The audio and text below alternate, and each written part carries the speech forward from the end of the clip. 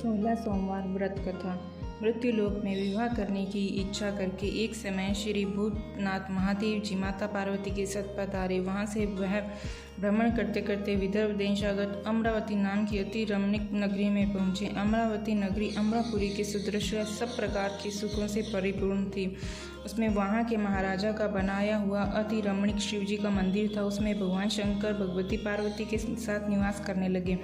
एक समय माता पार्वती ने प्राणपति को प्रसन्न देख के मनोविनोद करने की इच्छा से बोली, हे महाराज, आज तो हम दोनों चौसर खेलेंगे। शिवजी ने प्राणप्रिया की बात को मान लिया और चौसर खेलने लगे। उस समय इस स्थान पर मंदिर का पुजारी ब्राह्मण मंदिर में पूजा करने को आया। माता जी ने ब्राह्मण से प्रश्न किया कि पुजारी जी बताओ कि इस बाजी में दोनों में किसकी जीत होगी। ब्राह्मण बिना विचारे ही शीघ्र बोल उठा कि महादेव जी की जीत होगी। थोड़ी देर में बाजी समाप्त हो गई और पार्वती जी की विजय हुई। अब तो पार्वती जी ब्राह्मण को झूठ बोलने के अपराध के कारण श्राप देने को उद्यत हुई। तब महादेव जी ने पार्वती जी को बहुत समझाया, परंतु उन्होंने ब्राह्मण को कोढ़ी होने का श्राप दे दिया। कुछ समय बाद पार्वती जी के श्रापवश पुजारी के शरीर में क्रोध पैदा हो गया। इस प्रकार पुजारी अनेक प्रकार से दुखी रहने लगा। इस तरह के कष्ट भोगते भोगते जब बहुत दिन हो गए तो देवलोक की अप्सराएं शिवजी की पूजा करने उसी मंदिर में पधारी और पुजारी के कष्ट को देख बड़े दया भाव से उससे रोगी होने का कारण पूछने लगी। पुजारी ने निसंकोच सब बातें उनसे कह दी। वे अप्सराएं बोली, ही पुजारी, अब तुम अधिक दुखी मत होना, भगवान शिवजी तुम्हारे कष्ट को दूर कर देंगे। तुम सब बातों में श्रेष्ठ 16 सोमवार का व्रत भक्ति भाव से करो। तब पुजारी अप्सराओं के हाथ जोड़कर विनम्र भाव से 16 सोमवार व्रत की विधि पूछने लगा। अप्सराएं बोली कि जिस दिन सोमवार हो उस दिन भक्ति के साथ व्रत करें, स्वच्छ वस्त्र पहने, आधा सेर गेहूं का आटा ले और उसके 3 अंगा बनावे और घी गुड़ दीप नैवेद्य पुंगीफल बेलपत्र जनेऊ जोड़ा चंदन अक्षत पुष्प आदि के द्वारा प्रदोष काल में भगवान शंकर का विधि से पूजन करें। तत्पश्चात अंगाओं में से एक शिवजी को अर्पण करते हैं, बाकी 2 को शिवजी का प्रसाद समझकर उपस्थित जनों में बांट दें और आप भी प्रसाद पावें। इस विधि से 16 सोमवार व्रत करें। तत्पश्चात 17वें सोमवार के दिन पाव से पवित्र गेहूं के आटे की बाटी बनावें। तदनुसार घी और गुड़ मिलाकर चूरमा बनावें और शिवजी का भोग लगाकर उपस्थित भक्तों में बांटें। पीछे आप सकुटुंब प्रसाद लें तो भगवान शिवजी की कृपा से उसके मनोरथ पूर्ण हो जाते हैं। ऐसा कहकर अप्सराएं स्वर्ग को चली गई। ब्राह्मण ने यथाविधि 16 सोमवार व्रत किया तथा भगवान शिवजी की कृपा से रोग मुक्त होकर आनंद से रहने लगा। कुछ दिन के बाद जब फिर शिवजी और पार्वती उस मंदिर में पधारे, तब ब्राह्मण को निरोग देकर पार्वती ने ब्राह्मण से रोग मुक्त होने का कारण पूछा तो ब्राह्मण ने 16 सोमवार व्रत कथा कह सुनाई।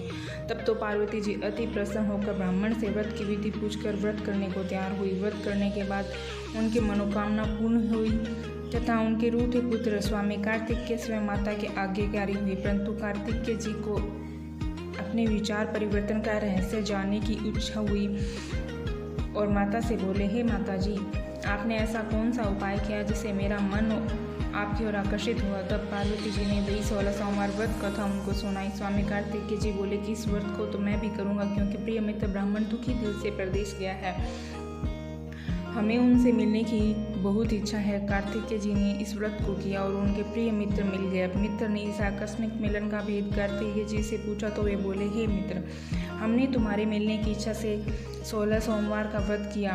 अब तो ब्राह्मण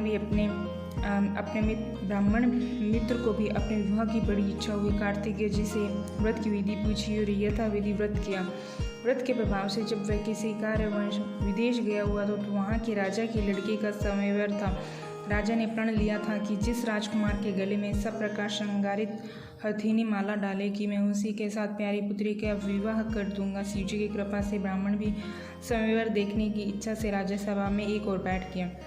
नियत समय पर हथीनी आई और उसने जयमाला उस ब्राह्मण के गले में डाल दी। राजा की प्रतिज्ञा अनुसार बड़ी धूमधाम से कन्या का विवाह हुआ उस ब्राह्मण के साथ कर दिया गया और ब्राह्मण को बहुत सा धन और सम्मान देकर संतुष्ट किया। ब्राह्मण सुंदर राजकन्या पाकर सुख से जीवन व्यतीत करने लगा। एक दिन राजकन्या ने अपने पति से प्रश्न किया, हे प्राणनाथ, आपने ऐसा कौन सा भारी पुण्य किया जिसके प्रभाव से हथीनी ने सब राजकुमारों को छोड़कर आपका वर्ण किया। ब्राह्मण बोला कि प्राण प्रिय, मैंने अपने मित्र कार्तिकेय जी की कथा अनुसार 16 सोमवार व्रत किया था, जिसके प्रभाव से मुझे तुम जैसी स्वरूपमान लक्ष्मी की प्राप्ति हुई। व्रत की महिमा को सुनकर राजकन्या को बड़ा आश्चर्य हुआ और वह भी पुत्र की कामना करके व्रत करने लगी।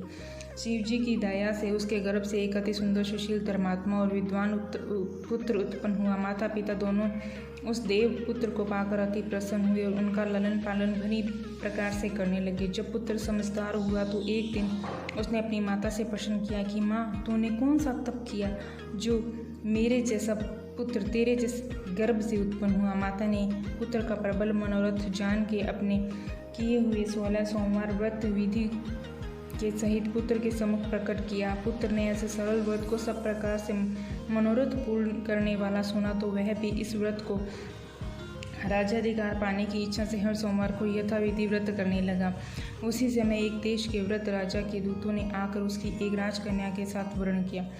राजा ने अपनी पुत्री का विवाह ऐसे सर्वगुण संपन्न ब्राह्मण युवक के साथ करके बड़ा सुख प्राप्त किया। वृद्ध राजा के देवगत होने पर यही ब्राह्मण बालक गद्दी पर बैठाया गया, क्योंकि देवगत भूत के कोई पुत्र नहीं था। राज्य का अधिकारी होकर भी वह ब्राह्मण पुत्र अपने 16 सोमवार का व्रत करता रहा। वह जब 17वां सोमवार आया तो विप्रपुत्र ने अपनी प्रियतमा से सब पूजन सामग्री लेकर शिवालय में चलने के लिए कहा, परंतु प्रियतमा ने उसकी आगे की परवाह नहीं की। दास दासियों द्वारा सब सामग्री शिवालय भिजवा दी और आप नहीं गई। जब राजा ने शिव जी का पूजन समाप्त किया तब एक आकाशवाणी राजा के प्रति हुई। राजा ने सुना कि हे राजा, अपनी इस रानी को राजमहल से निकाल दे, नहीं तो ये तेरा सर्वनाश कर देगी। वाणी को सुनकर राजा के आश्चर्य का ठिकाना नहीं रहा और तत्काल ही मंत्राग्रहण में आकर अपने सभासदों को बुलाया और पूछने लगा कि हे मंत्रियों, मुझे आज शिवजी की वाणी हुई है कि राजा तू इस अपनी रानी को निकाल दे, नहीं तो ये तेरा सर्वनाश कर दी। मंत्री आदि सब विष में और दुख में डूब गए, क्योंकि जिस कन्या के साथ राज मिला राजा उसी रानी को निकालने का जाल रचता है, यह कैसे हो सकेगा। अंत में राजा ने उसे अपने यहाँ से निकाल दिया। रानी दुखी हृदय से भाग्यों को कोसते हुई नगर से बाहर हुई। बिना पद प्राण फटे वस्त्र पहने भूख से दुखी धीरे धीरे चलकर एक नगरी में पहुंची। वहां एक बुढ़िया सूत काट कर बेचने को जाती थी। रानी की करुण दशा देख बोली, चल तू मेरा सूत बिकवा दे, मैं वृद्ध हूँ, भाव नहीं जानती। ऐसी बात बुढ़िया की सुन रानी ने बुढ़िया के सर से सूत की गठरी उतार अपने सर पर रखी। थोड़ी देर में बाद आंधी आई और बुढ़िया का सूत पोटली के सहित उड़ गया। बेचारी बुढ़िया पछताती रह गई और रानी को अपने साथ से दूर रहने को कह दिया। अब रानी एक तेली के घर गई तो तेली की मटकी शिवजी के प्रकोप के कारण चटक गई। ऐसी दशा देख तेली ने रानी को अपने घर से निकाल दिया। इस प्रकार रानी अत्यंत दुख पाती हुई सरिता के तट पर गई तो सरिता का समस्त जल सूख गया। तत्पश्चात रानी एक वन में गई। वहां जाकर सरोवर में सीढ़ी से उतर पानी पीने की गई। उसके हाथ से जल स्पर्श होते ही सरोवर का नील कमल के सदृश जल असंख्य कीड़ों में गंदा हो गया। रानी ने भाग्य पर दोषारोपण करते हुए उस जल को पान करके पेड़ की शीतल छाया में विश्राम करना चाहा। वह रानी जिस पेड़ के नीचे जाती उस पेड़ के पत्ते तत्काल ही गिर जाते। वन सरोवर जल की ऐसी दशा देखकर गऊ चराते ग्वालों ने अपने गोसाई जी से उस जंगल में स्थित मंदिर में पुजारी से कही। गोसाई जी के आदेशानुसार ग्वाले रानी को पकड़ गोसाई के पास